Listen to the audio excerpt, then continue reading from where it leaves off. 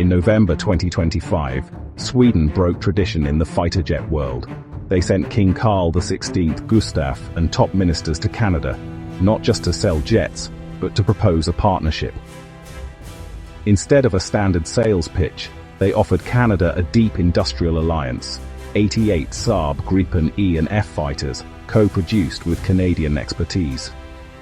This was more than a transaction. It was a vision for a new era in Canadian aerospace. The timing was perfect. Canada was wavering on its F-35 commitment, frustrated by costs and politics. The Swedish delegation arrived as potential saviors, presenting the Gripen as an alternative future, one where Canada builds its own jets and controls its own destiny. The message was clear. This was about national direction, not just hardware. For a country long overshadowed by the US, the Swedish proposal resonated deeply. It promised independence, self-reliance, and a revitalized aerospace industry. The Swedes didn't just bring brochures, they brought a vision of a stronger, more sovereign Canada. Suddenly, the fighter jet debate became a question of identity and future. The royal visit forced Ottawa to reconsider a decision it thought was settled. The Gripen offer wasn't just about planes, it was about who Canada wanted to be. The stakes had never been higher, and the world was watching.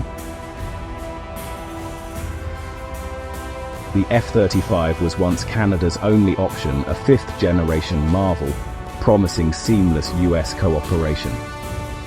But by late 2025, only 16 jets were confirmed, costs had soared, delays mounted, and politics soured.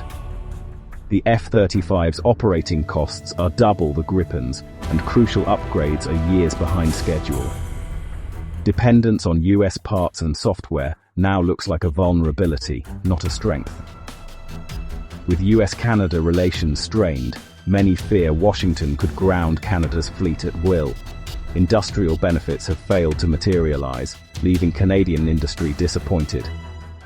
Prime Minister Carney's government is openly questioning the wisdom of relying solely on the US. The F-35, once a symbol of partnership, now represents uncomfortable dependence. Sweden's offer is revolutionary, not just jets, but a full technology transfer. Canadian companies would build, maintain, and upgrade Gripens domestically, gaining access to source codes and design secrets. Saab proposes a Canadian Gripen Centre, creating up to 10,000 high-quality jobs and revitalizing the aerospace sector. Local assembly means made in Canada jets, with full freedom to integrate Canadian weapons and systems. The economic impact is huge. Canada could become a global Gripen hub, exporting jets and expertise. Unlike the F-35 deal, which offers minor supplier roles, the Swedish partnership is about equals. No US permission needed for upgrades or operations. This is economic sovereignty, a self-sustaining industry, not just a purchase. The Gripen deal is a chance to rebuild Canadian aerospace leadership. It's a partnership designed for long-term national benefit. Why is Sweden so generous? The answer lies in Ukraine. Sweden has pledged up to 150 Gripens to Kyiv, but can't meet demand alone. They need a partner with industrial muscle. Canada fits perfectly. By co-producing jets, Canada helps Sweden fulfill its Ukraine promise and becomes a key player in European security. This isn't just a sale, it's a strategic alliance forged by global crisis. Canada gains jobs and sovereignty. Sweden gains capacity and credibility. Together, they become partners in defending democracy. For Canada, the Gripen offer is about reclaiming sovereignty. Decades of US dependence have become a liability, especially with political uncertainty down south.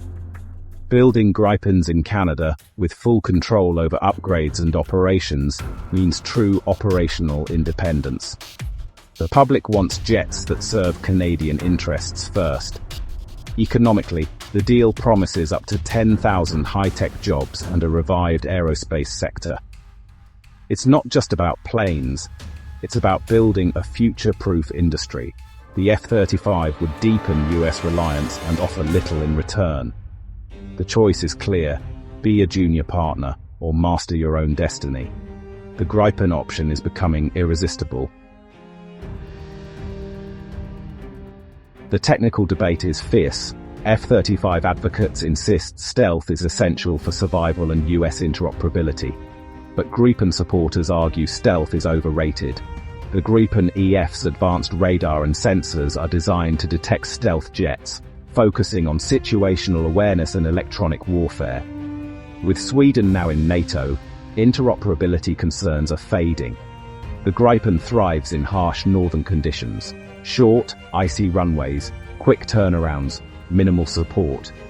The F-35, by contrast, is maintenance-heavy and needs pristine infrastructure. For Arctic defense, the rugged Gripen is more practical. The F-35's high costs limit pilot training and fleet readiness. Gripens are cheaper to fly, meaning more training and higher availability. For Canada's needs, reliability may matter more than stealth. Canada's decision is about more than jets. It's about its future. For Sweden, winning means becoming a top defense exporter and fulfilling its Ukraine promise. For Canada, sticking with the F-35 means deeper US dependence and lost economic opportunity. Choosing Gripen is a bold pivot to sovereignty, industry, and a new global role. It's riskier, but offers independence and revival. The world is watching. Will Canada double down on the familiar or forge a new path? The choice between American stealth and Swedish smarts is a choice between two futures, and the consequences will echo for generations.